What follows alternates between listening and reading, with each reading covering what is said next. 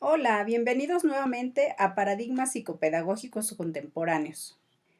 Ojalá que hayan disfrutado mucho sus vacaciones y estén de regreso con mucho entusiasmo para leer. Esta es nuestra segunda semana. Tenemos un trabajo muy interesante por delante para conocer sobre paradigmas constructivistas. Tenemos tres lecturas que habrá que trabajar y conoceremos 7 de los paradigmas más relevantes en el constructivismo.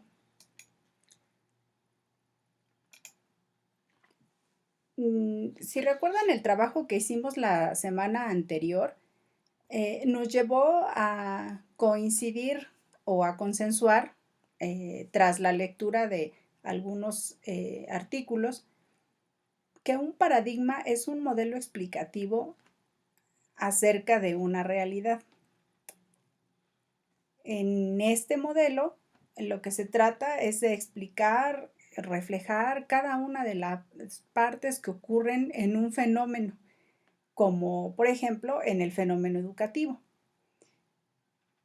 Allí, en la situación áulica, un paradigma de aprendizaje intenta describir desde una perspectiva particular cómo entran en juego el docente, el estudiante, el contenido, cuáles son las relaciones que hay allí dentro.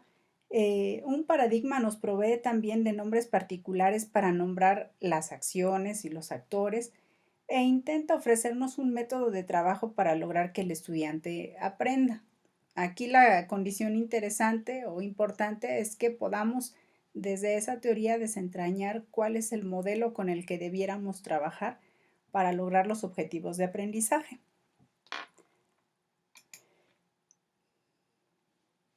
¿Se habrán preguntado alguna vez desde dónde surge la perspectiva constructivista del aprendizaje? ¿Y qué significa ese matiz? ¿Qué es lo que hace que esta perspectiva o que estos paradigmas sean constructivistas? Seguro más de una vez han escuchado hablar de constructivismo, ese ente etéreo, difícil de describir por los docentes en particular y en general los alumnos difícilmente podrían decirnos qué cosa es el constructivismo, que nos hace pensar en que por un lado el estudiante tiene que tener todos los reflectores en sí o en él y que el docente además debe dejar el protagonismo a un lado para volverse un facilitador del proceso del estudiante. También escuchamos que se trata de más actividad, de más trabajo, de recolectar más evidencia, pero no estamos muy seguros si eso implica más aprendizaje. Por todo lo que escuchamos, pareciera que el paradigma constructivista es uno solo e indefinido. ¿No les parece? Bueno, a través de las actividades que vamos a realizar en esta unidad, veremos de qué se trata esta perspectiva y qué le da ese tinte de constructivista. Y me gustaría saber si ustedes alguna vez han reflexionado acerca del potencial de aprendizaje que tenemos. Y bueno, que lo conservamos y durante cuánto tiempo lo conservamos. Pensaba un poco en situaciones que en lo particular me maravillan. Como les había dicho en la sesión anterior, en la presentación, me gustan mucho los gatos. Entonces de pronto me maravilla mirar cómo los gatos hicieron una nueva organización, por ejemplo, para abrir la puerta. Cómo se las arreglan para robarse cosas o para entrar y hacer de las suyas. Son nuevos aprendizajes.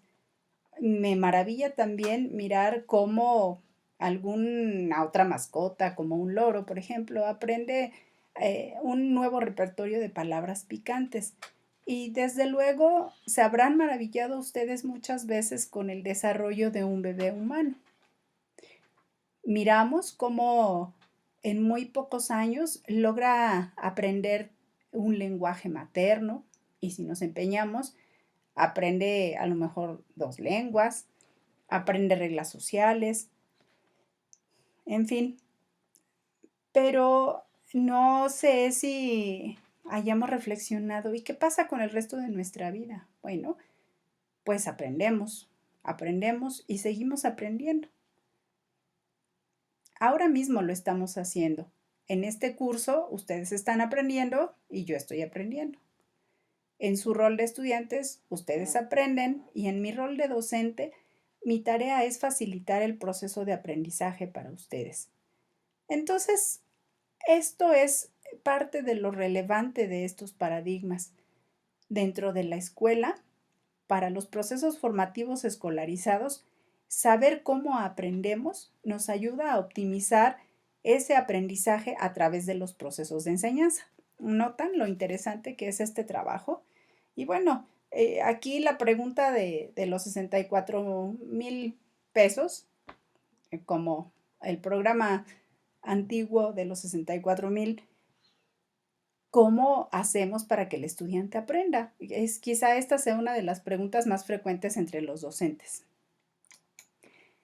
Eh, es importante puntualizar también que cada paradigma es producto de su tiempo y de sus recursos, por supuesto. Mm, por lo que en la medida en que se va logrando o se ha ido logrando mayor conocimiento acerca del funcionamiento del cerebro, los enfoques fueron registrando modificaciones en sus modelos explicativos. Esto lo vamos a ver más adelante. Y que los modelos de aprendizaje también derivan en modelos de enseñanza. Es decir, cuando tenemos un supuesto sobre cómo es que el estudiante aprende, entonces podemos suponer la manera en que debiéramos enseñar. Entonces, esto le da una importancia pues relevante, desde luego, a conocer cómo estamos aprendiendo y cómo son estos paradigmas.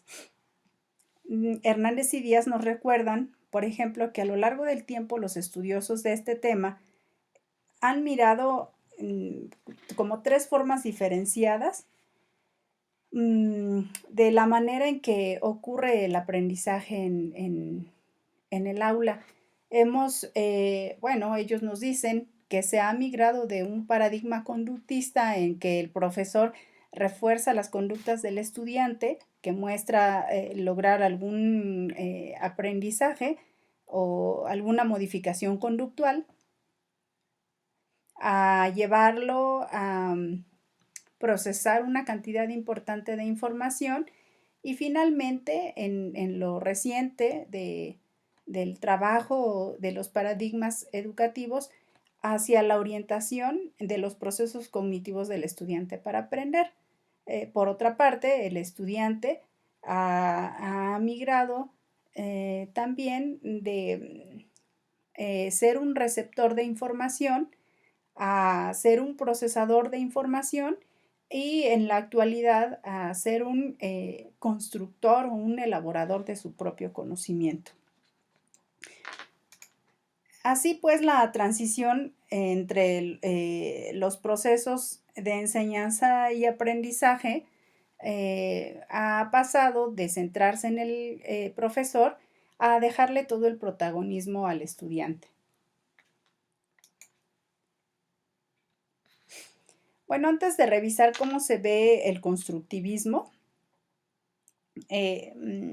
o mejor dicho, desde alguna perspectiva constructivista, el trabajo que se desarrolla en el aula, vamos a explorar 7 de los constructivismos que han tenido mayor influencia en la educación. Cabe destacar que no solamente existen 7 constructivismos, hay más, pero estos son los que han influenciado con mayor intensidad el trabajo que se ha hecho en las escuelas. Y bueno, para tener un referente como punto de partida, recordemos que el conductismo es un trabajo que si bien en este momento se desprecia un poco o se trata de dejar un poco como en el pasado, es un modelo muy importante para el trabajo con personas con ciertas dificultades de aprendizaje o con ciertos problemas cognitivos. Por ejemplo, para los chicos con problemas de síndrome Down o con los jóvenes que tienen rasgos autistas, el constructivismo resulta ser muy benéfico para el trabajo con ellos. Pero bueno, esta es una posición que para el grueso de la población ha dejado un poco de estar en uso y ha migrado al constructivismo porque se le confiere en estos modelos mm, la batuta, el control del conocimiento al estudiante.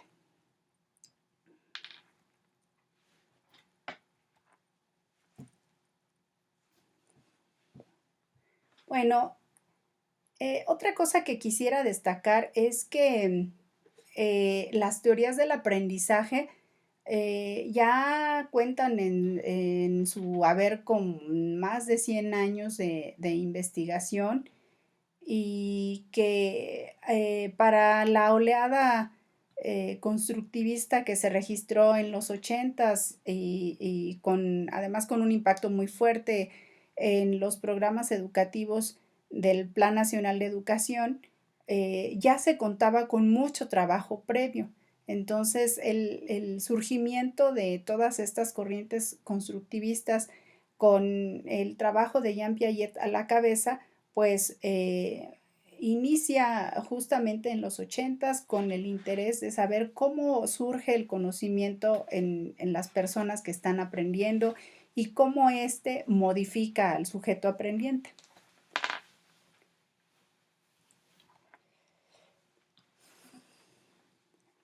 Bueno, diversos autores dieron vida a diferentes enfoques.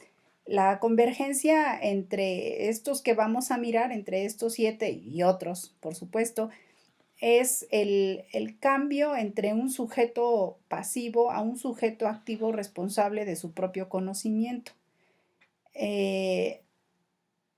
Las diferentes corrientes que vamos a revisar eh, tienen también puntos de divergencia y estos tienen su origen en el tipo de pregunta que cada investigador está tratando de responder a propósito del aprendizaje, como quién es el que construye el conocimiento, qué es lo que construye y cómo es que lo va construyendo. Iniciamos este recorrido con el constructivismo psicogenético de Piaget. Bueno, la pregunta interesante para Piaget es cómo se construye el conocimiento científico, cómo se da el conocimiento en el niño. Esa era una pregunta muy interesante que, como ustedes saben, trató de responder con la observación al desarrollo de sus propios hijas.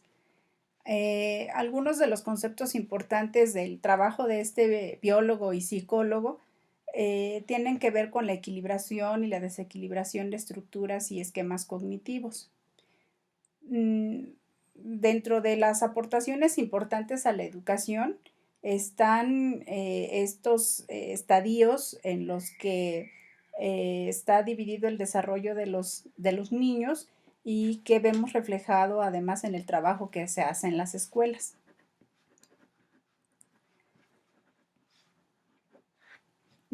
Por ejemplo, en nuestro Plan Nacional de Educación es innegable ver incluso los recursos manipulables proporcionados en los primeros años de educación básica.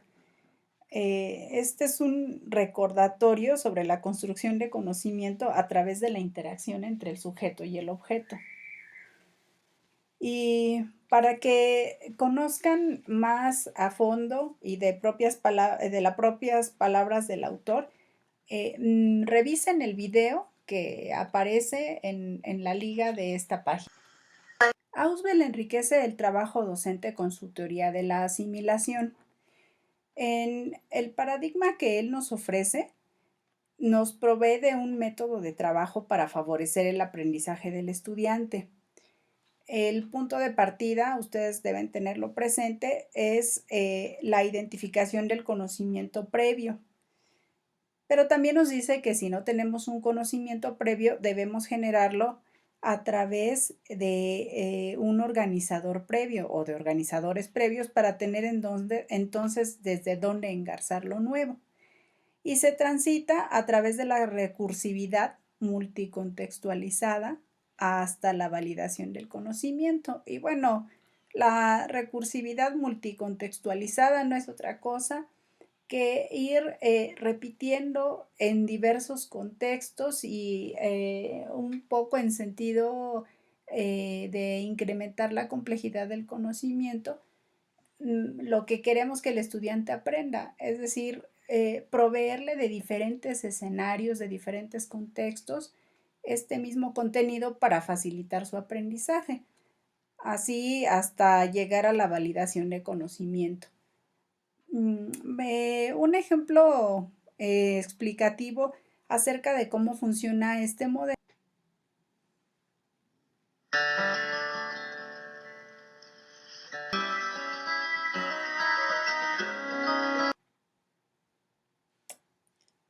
La tercera teoría constructivista es la teoría de los esquemas.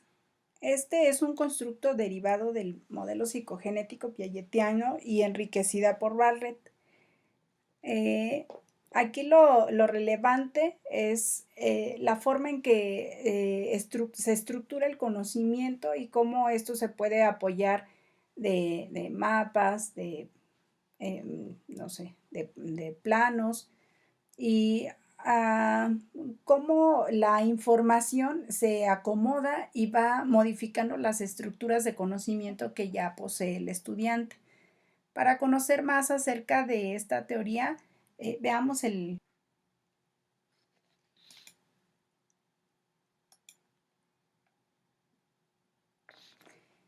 ¿Alguna vez se encontraron ante un problema sin saber cómo resolverlo e intentaron hacerlo por ensayo y error? ¿Recuerdan haber resuelto alguna vez un problema de fracciones dibujando pastelitos? Y alguien les dijo que el recurso al que acudieron fue justamente el recurso gráfico, que utilizaron una estrategia eh, gráfica para trabajar en ese problema. Bueno, pues la teoría del aprendizaje estratégico apela a estas situaciones.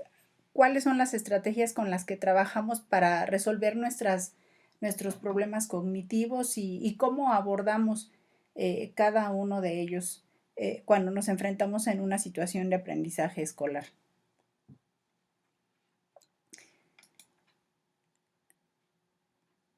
Y bueno, otro paradigma muy interesante y de un impacto muy, muy fuerte en los sistemas educativos eh, o el sistema educativo nacional, sobre todo aquí en México.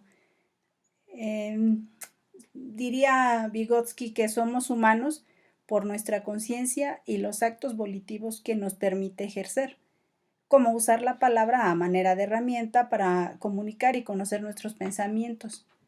Bueno, estos son algunos de los conceptos relevantes de la teoría desarrollada por Vygotsky. Otros conceptos importantes son la mediación sociocultural, eh, eh, la zona de desarrollo próximo, que evoca justamente el sitio cognitivo donde ocurre el aprendizaje a través de la interacción entre un experto y un novato. Además, esta interacción ocurre para comunicar lo que se sabe y para saber qué se elaboró después de ese proceso. En otras palabras, esta es la ley de doble formación a la que se recurre cuando queremos explicar desde esta perspectiva sociocultural cómo es que ocurre el fenómeno del aprendizaje. Y para conocer más de esta teoría, pues tenemos aquí una entrevista virtual con Vygotsky. Vamos a verla.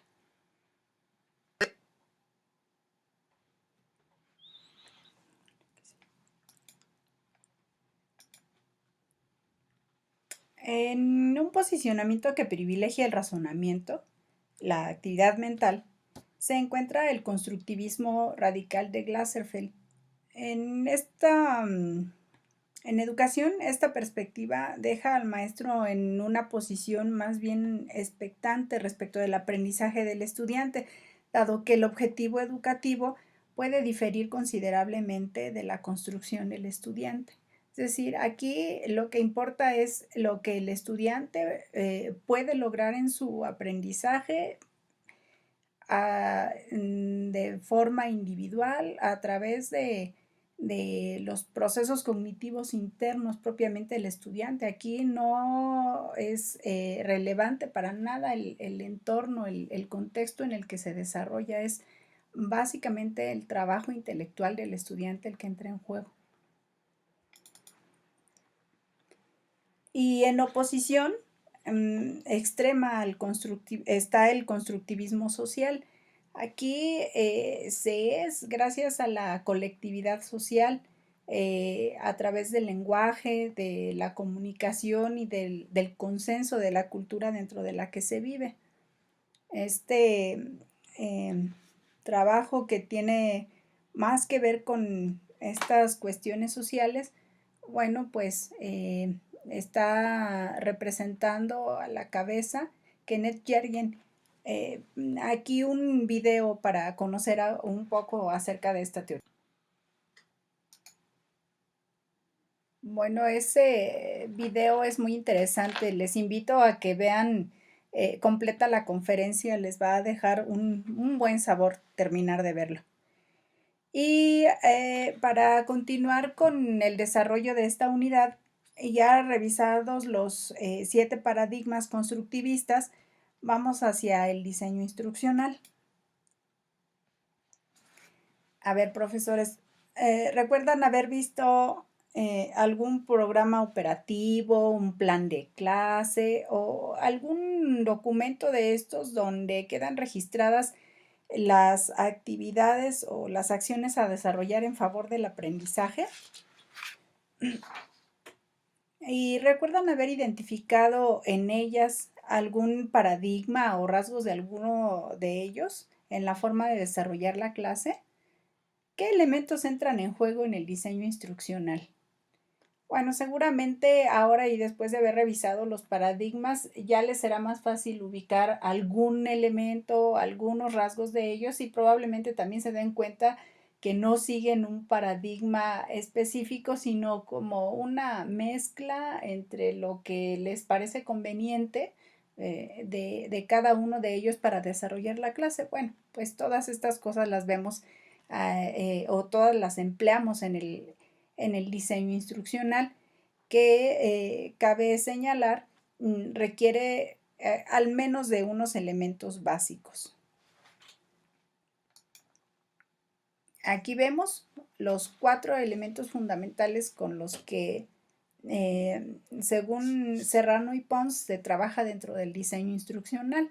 Entonces tenemos el contexto específico y las condiciones con las que estamos trabajando dentro del aula, los estudiantes, los contenidos o los conocimientos con los que hay que trabajar y cuáles son los objetivos que hay que alcanzar con esos conocimientos y para esos estudiantes.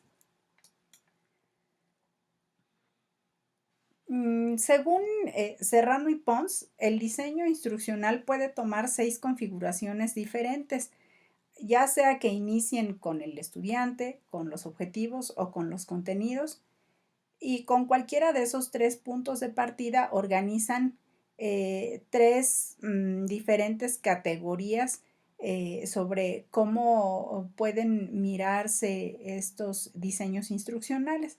Así presentan el diseño instruccional teleocéntrico, hacia dónde vamos a dirigir, hacia dónde va el trabajo, el logocéntrico y el psicocéntrico. Vamos a ver aquí desde dónde partimos para organizar nuestra clase, qué es lo que nos interesa más.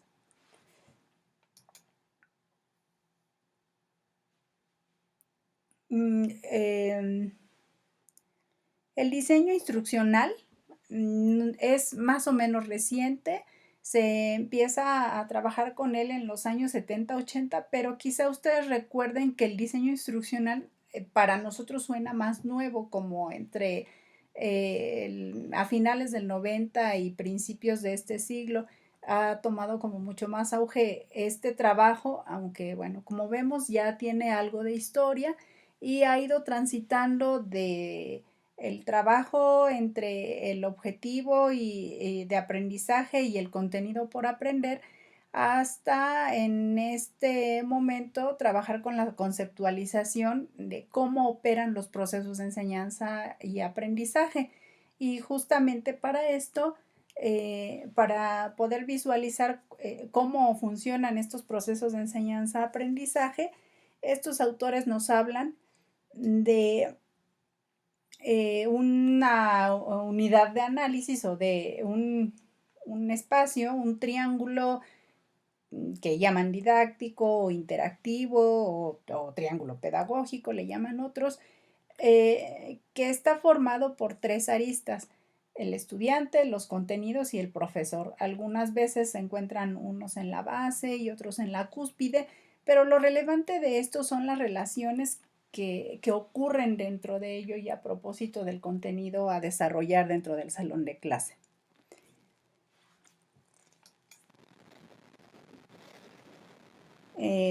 Bueno, este es otros dos modelos de triángulo pedagógico.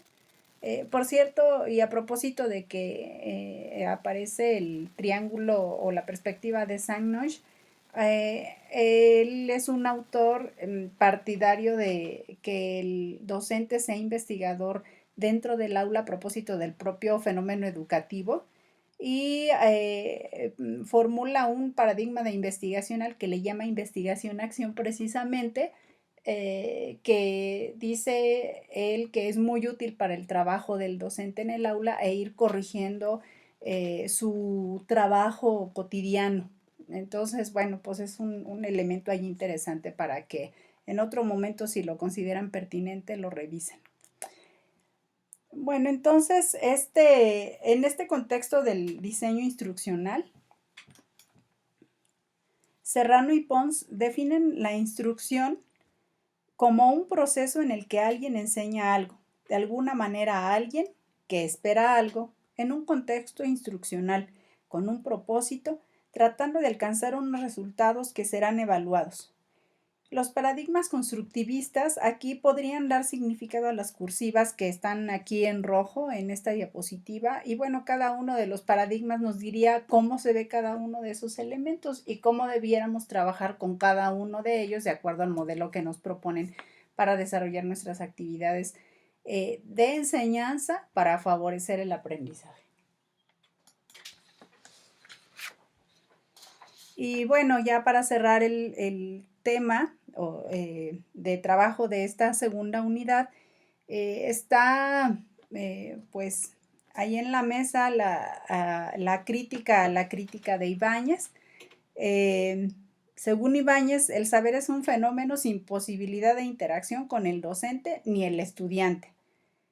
Así que para el debate que tendremos en motivo de esta unidad y después de todo el material revisado, reflexionemos y respondamos las siguientes preguntas. ¿El saber posee alguna materialidad? ¿Puede ejercer alguna acción sobre el sujeto? ¿Interactúan docente y estudiante con él? Bueno, pues que disfruten mucho sus lecturas. Hasta la próxima vez y recuerden,